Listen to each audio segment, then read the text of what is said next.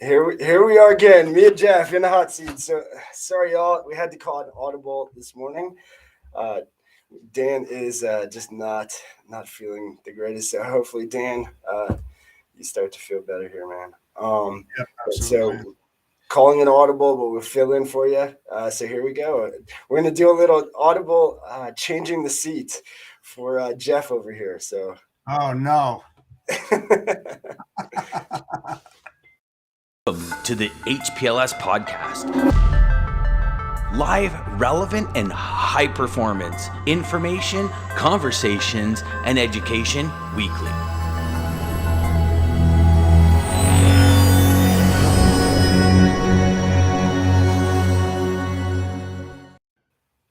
All right. Well, there's Lisa.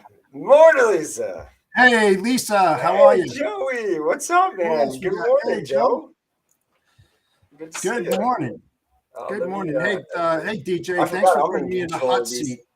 I'm in control of these things now. I forgot Yeah, about there you go. that. You'll do a hell of a better job than I did. So, Jeff, thank you for joining, obviously, and jumping in last second. Morning, Joey. Sure. No problem. Anytime, my friend.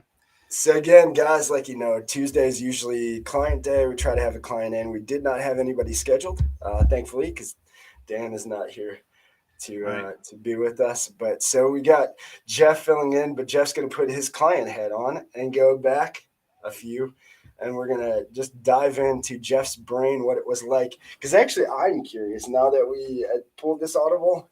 I'm curious what you thought then as a client getting calls from brokers like us, anybody out there listening, and now what has changed. So what changes, I guess, being in the hot seat you've experienced. So Yes, ready? yes. I guess so. I love being challenged, and thanks for the notice. All right. So, and anybody who has questions, please ask them in the chat as well. I definitely Absolutely. want to pick Jeff's brain and just really dive in and give you guys an inside view of what it is on the other end when they're constantly getting calls. We know it's happening. Listen, we know it's a numbers game. Sales is a numbers game. It's always been. The more chances you get at bat, it's just like baseball. The better. And again, just like baseball, I mean, 3 out of 10 times, all you got to do is make contact. 3 out of 10 times, you're a Hall of Famer. So remember that when you're picking up the phone as well. But Jeff will hopefully give you some insight onto what to look for, what to watch out for, what not to say, what to say, and let's dive in. So Jeff, I guess let's start. When you were getting the calls, when you would get the calls, first off, when you were in the customer client seat, when you had the client hat on. Yeah. About how many calls do you remember getting? And I guess what was the one thing that would make you either one, hang up the phone right away that they said, and then two, what would make you want to listen or ask more? So was there anything that triggered both those? First, we'll start. What made you want to hang up right away? When people didn't know who I was or what my company was about, they started first and foremost, hi, I'm so-and-so from XYZ company. I see you move some freight. We have the best rates in the world. We'd move a lot of freight for this one and that one. And if you're worried about capacity, no problems, man. I can guarantee you the capacity that you need every single day. I never have a problem. And it's like, Good. Because they're not living in the real world. It's, when I started, it was tough. It was really tough. When I knew nothing about logistics or anything like that. And now that I'm on the sales side of the business, I kind of look at it the same way, thinking that why don't salespeople know enough about logistics? You can't learn it overnight. There's no way in hell that you can. I've been in it 5 years. I feel like talking to you guys, I have no clue what I'm talking about. because of just there is so much. There's so Yeah, much. it's a demanding field, and depending upon the revenue that you have at hand that you're giving out to brokers or assets, really depends on the feedback you're going to get on a daily basis. I mean, if you're a $500,000 revenue shipper compared to a $10 million one, obviously, again, like you said, numbers game.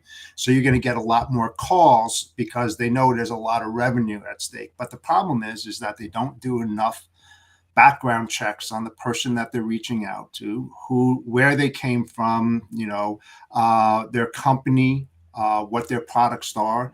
Now, one thing that's good, John Brewer and myself talk. Greg Cornett, Dan's friend. I worked with Greg for a few years. I'm like Greg. And anybody that's ever watched the show will understand exactly what Greg was saying when he says he can't be wrong.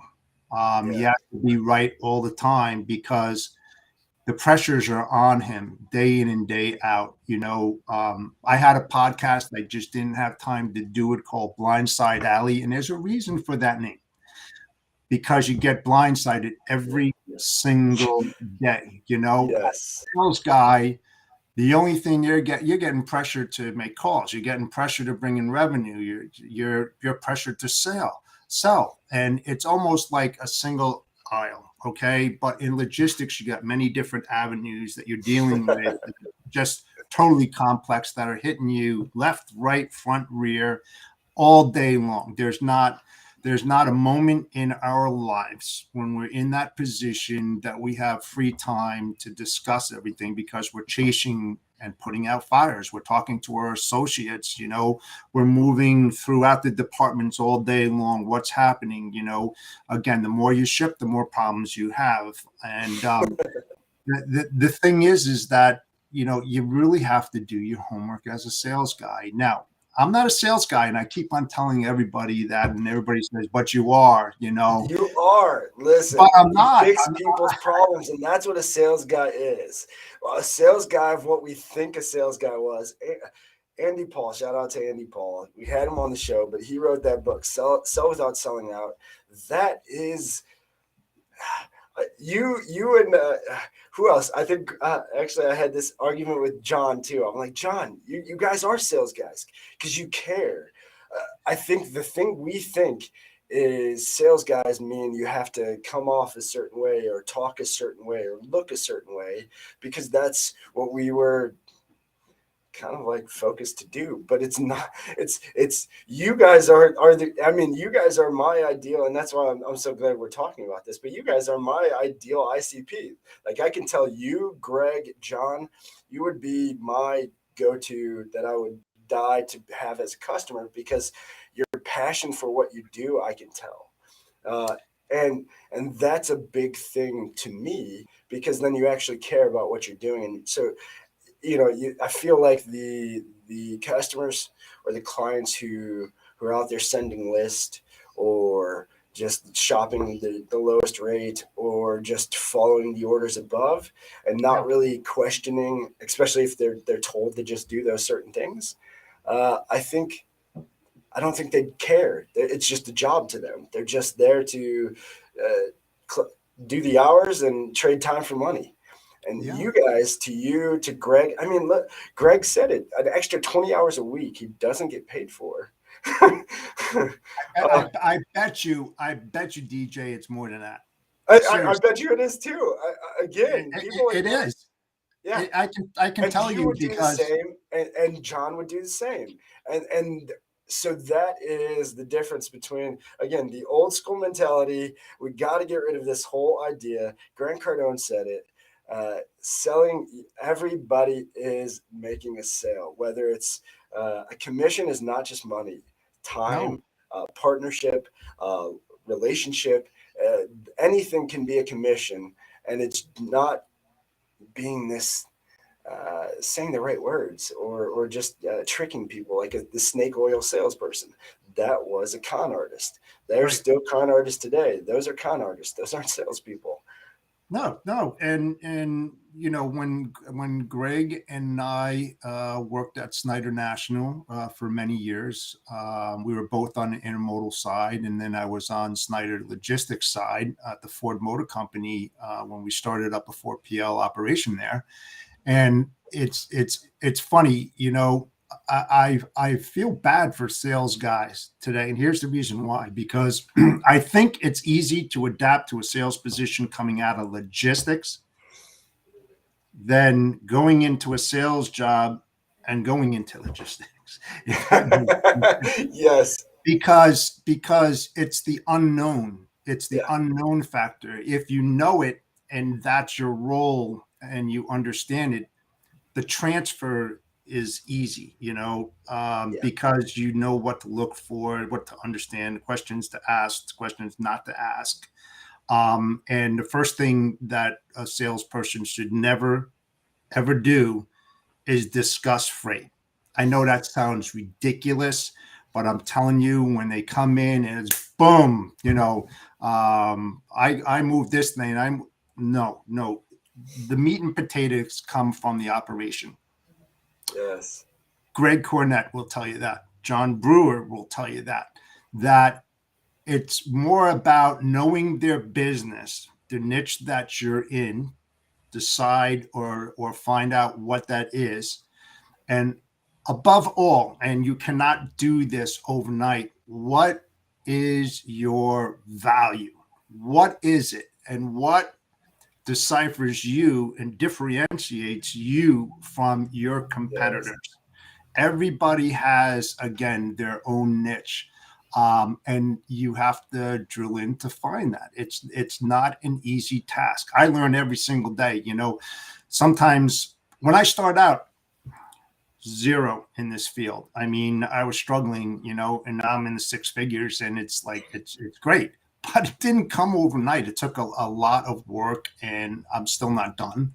And as I grew, I got a partner as well, and things are starting to grow. And the way the partnership was formed was from a single call. Talking about logistics, and we hit it off. And next thing you know, he and I are working together now. I So love it. yeah, so it's really difficult. I mean, I ask, it's really funny. And some people will say, "What the hell is he talking about?" and stuff like that. I put posts out on LinkedIn and I ask some serious ass questions. And when I have those polls, I get a lot of impressions, thousands of impressions, but the response to the polls aren't there. I just put one out there, and it's like, I see one of that the one. Are you yeah, you talking one of about the load? well, not just the load. I mean, I could walk into any DC, any warehouse, and I know I'm going to find something. I guarantee it. I mean, I know where to look and what to look for. The thing is that when it talks about fuel as accessorial, right? Is it part of margins? Do you add your margins in it? Is it unethical to do so? Or is it part of business? And it's really funny why people don't want to answer that. Why? I don't know. I have my own feelings about it and stuff like that. But those are the type of questions that you're going to either be asked by the prospect or your future client, and you got to be prepared to answer those freaking questions, because that's very, very hard. And that might be a differentiator between you and somebody else that pumps up margins on fuel, where another person may have just done a complete pass through, even on all accessorials. Because I mean, where's the justification? And I've pressed plenty of carriers, and the carriers out there have done business with me, know me very well, and and I was not afraid to ask those type of questions. So those are the type of questions that you need to start asking your future prospects, and understanding what they do and how they do it on the all operation, inbound, outbound, freight Yes, sir. payment services. I mean, I could just keep on going on and on and on and on to uncover what I call the hidden bank. Every operation out there, I can guarantee you, has issues, And there's always hidden banks within that operation. It's your job as a salesperson to be able to get in there and ask those proper questions in order to uncover them. And then one leads to another, another. Bam. Boom. Can we get a boom? Can we get Boom. a boom?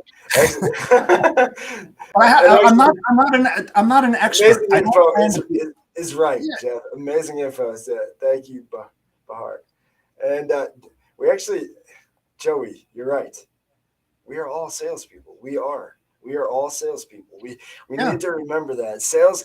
There's con artists, and then there's salespeople. And salespeople are people who are just trying to find a problem and fix a problem. We have a solution. You have a problem. We want to fix your problem. That's a salesperson. Oh, and that's absolutely. everybody from a broken heart. You want to help somebody's broken heart. You're a salesperson. You're helping them. Whatever it is, you're helping them. So yes, I agree, Joey. Everybody's a salesperson. You know what's really funny, DJ? And I'm not going to throw any company under the bus. I'm not that kind of person. Yeah. But this is how I responded to it. So a very well-known company out there, brokerage company, and I'll say about 4 of them, reached out to me and said, hey, if you need any capacity, any help in logistics, give me a call. I'll be able to help you out. Really? Really? I mean, I'm just saying, what? I mean, these are the kids that are coming in that either weren't properly trained in the sales part of the business. They didn't do any background checks on me. They didn't do any background checks on my company. This is systemic. It's going on and on. I bet you there's other brokers out there that also get calls from these people. It's like, what the hell is going on? Those are the wrong things that you should not be doing. But I get them all the time. I mean, ask Dan. I sent him several of them. I was just shaking my head. I was like, it does happen. I would get them being at the big brokerages I was even at. So yes, it does happen, and it's crazy. Lisa has a good question, and we even had an answer from the audience. Aaron, thank you for that. What are some ways for helping to uncover problems that shippers don't realize they have? So Jeff, I'll give you what Aaron said, and then we'll go into it. So Aaron says, broad question, but approach them with a business discussion, not a feature benefit selling job. Right. Exactly. I think Aaron, you nailed it. I think that's the key, Lisa. We all go in, and we all want to go in with this idea. Kind of backtracking before I go into that, Jeff, you said you nailed it with niche. The riches are in the niches for a reason. There you go. The riches are in the niches for a reason. When we can focus and get hyper focused and hyper specialize in just that area, then knowledge is power. Yes. When you have the knowledge, you can talk to anybody. And then once that person, so Jeff, an ICP, a client like Jeff, like Greg, like John, they're going to put you they're going to put you right on the spot. They're going to ask you questions, Definitely. Especially if they feel that you have no clue what you're talking about. They'll try to trip you up. They'll usually, do you have any capacity in this place? And they know, I think John even mentioned this, I'm not even there. I'm not there. You didn't even research where our distribution centers are. But I think it's because and I did this, first getting into this industry, I went after everything because I really didn't have a niche.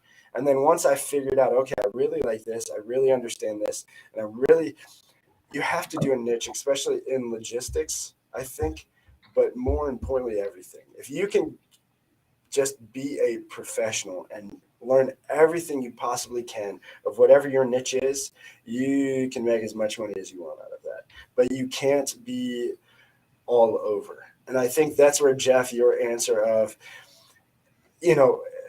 people chasing who maybe they do refrigerated freight all the time, and now they're coming to you. They're asking questions, but they're used to that. Stay there and and chase that. Don't hop around. And I think that's where we try to really spread, but then our information and what we can give out is very weak. So yeah, I think though, Aaron, you nailed it. Don't go in just, oh, this is what I can do. And Jeff, you kind of touched on that. You said, don't come in telling me, oh, this is what but really, I think you need to dig deeper. And the only way Yeah, you can dig exactly. deeper is you need to know inside and out that niche of what you're doing. So And the company you're reaching out to, and the person that you're talking and talking to. correct. I mean, the questions to uncover the hidden bank opportunities, I would say first, and don't take this wrong, look up what logistics means. Look up what supply chain means and start diving into every aspect of that so you kind of have an idea about logistics and operations and supply chain. Unless you've worked in the trenches and you've worked with complex logistics operations, it's going to be extremely difficult for you. So it's like anything else. Knowledge is key. Read the books on it. Find out what it is, and you will move volumes. Don't chase the dollar. Don't Yeah, chase the dollar. That's going to come. First, don't you do it. need to have that relationship, that collaboration to build that long-term business relationship, and that commission will come. But don't force the issue. You'll fail every single time. Don't even look at your bank account. Don't look at anything like that. Be focused on the goal and objective of what you want to accomplish every time that you make a call. Yes, you want to move freight, but that's not the goal and objective of the first phone call. Absolutely not. John Brewer will tell you that. Greg Cornett will tell you that. I know it as a fact. I wouldn't Yeah, I wouldn't say it unless that. And that's why every time I make a call, I don't make many because it's not about the quantity of the calls I make, it's about the quality. And yes, every time I make that call, I put myself in their seat and then I say to myself, what did I like to hear? What didn't I like to hear? And I just go about being myself. I'm not going to pretend to be someone that I'm not. I'm not a sales guy. I'm a logistics guy. So I sell yeah, logistics and problem solving, solutions that, will help them. And it takes time. Might take a month, 2, 3 months, to make yes. something come to fruition, but don't expect it to, you start making money and moving freight the first call. It's not gonna, and, it's not gonna, and I think to add on to what Aaron said as well, I will say this. So, and this is something I'll tell you guys, I learned from networking group. BNI has been so positive as far as networking, but then also like just the way it works. And I think if you guys if anybody watching has been in a networking group, especially the seasoned guys. So BNI has been around for a long time. There's guys in some of these groups, in the group that I was in there 13 years. Those guys are kind of like the holy grail of the ICP of customers, but you need to show your value and Mhm. give them more before they will ever open up and give you the floodgates of their golden clients and referrals, because Right. BNI is all about referrals. But they're not just going to meet you, say hi, oh, welcome to the group, here is all of my best customers. They're not going to do it. They want to see what you're bringing first. And so the philosophy of BNI is givers gain. And I Right. think what you need to do, anybody making calls, whether you're calling for this or any other business, try to give as much as you can, Absolutely. information wise, knowledge wise, anything you can, just asking questions to get them to think. Give your time, but try to give so much value that they can't say no to what you're bringing to them. And they're going to ask, okay, what do you need from me? What do you want from me?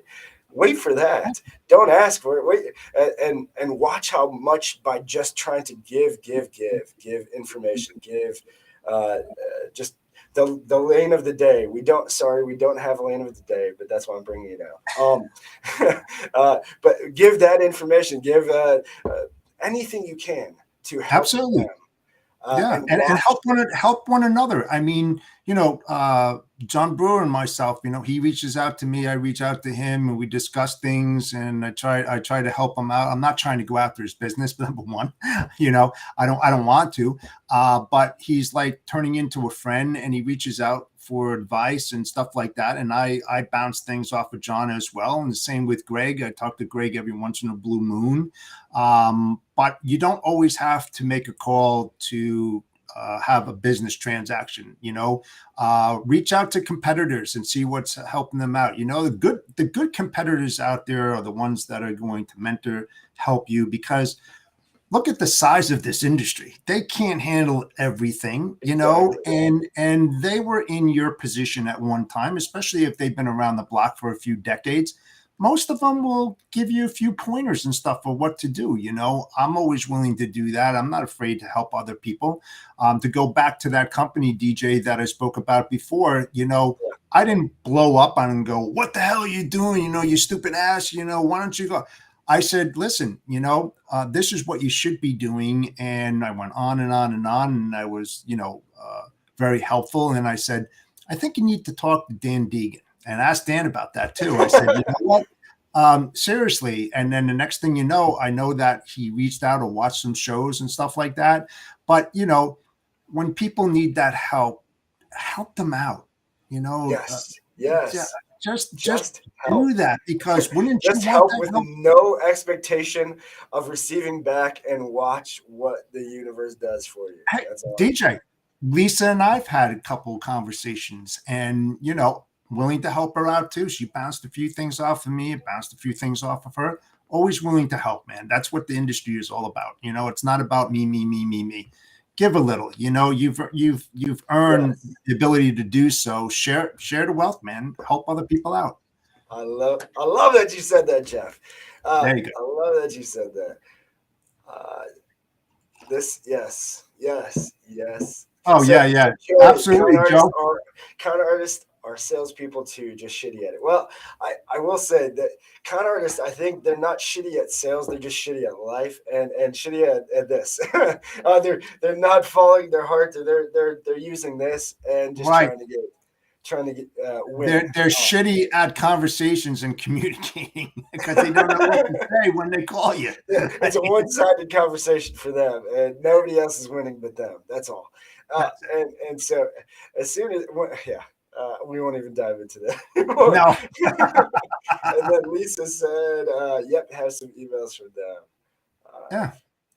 Yeah, absolutely. Yep. Yeah. It's all about helping each other, man. I mean, the takeaway from this podcast is that, be willing to help. There'll be times where you'll need help and you might want to lean on somebody. What comes around goes around. Same with future prospects and shippers. You don't always have to go out to them. You can give them some help, and maybe they'll come back to you and say, I like what you had to say. I want to further this discussion. Don't always make it the sale. I mean, don't do it that way, man. It's gonna come. Trust me, it's gonna come. Yes. Thank you, Jeff, for filling in. No problem. Anytime, DJ.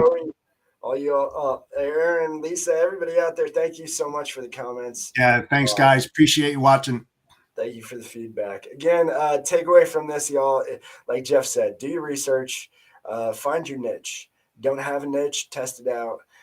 Dan always said, and the way to find your niche, Dan mentioned, on a few shows back.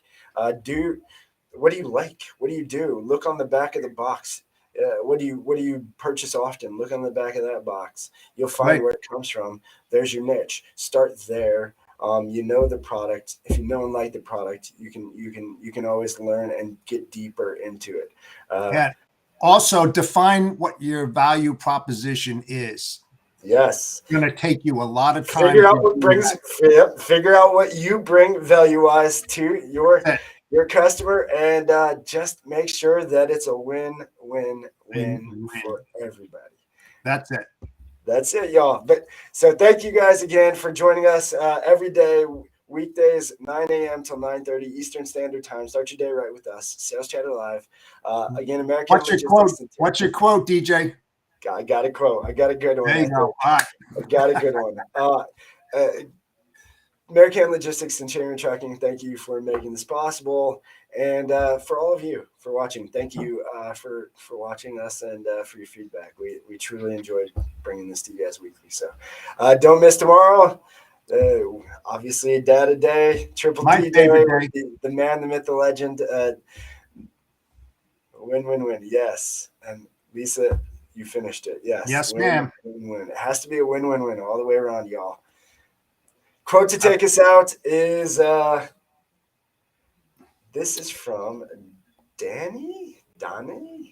They Donnelly? spell it weird, so I don't know the name, but I'm gonna tell you. I love the quote. So I'm a very optimistic person. The worst thing is the world could be ending, and I will always see the good. And so here's what I'll tell you. This is why I picked this quote, y'all. Try to look at a glass half full rather than half empty. It is the biggest challenge that we face daily in our lives, but keep calm, stay optimistic. Absolutely. You always have a glass. You're the one filling it up. Just keep That's it. filling your glass. It's never Yep. empty. Yep. Have a great day, guys. Have a great day, y'all. Centurion Trucking, our motto is people before profit. Today's market requires more transparency, consistency, and focus on what our clients need to win. Centurion Trucking and American Logistics are poised to help their clients achieve and surpass their targets. If you're looking for a team that honors your needs, dreams, and aspirations, then get a hold of Daman at American Logistics or Centurion Trucking and start designing your career today.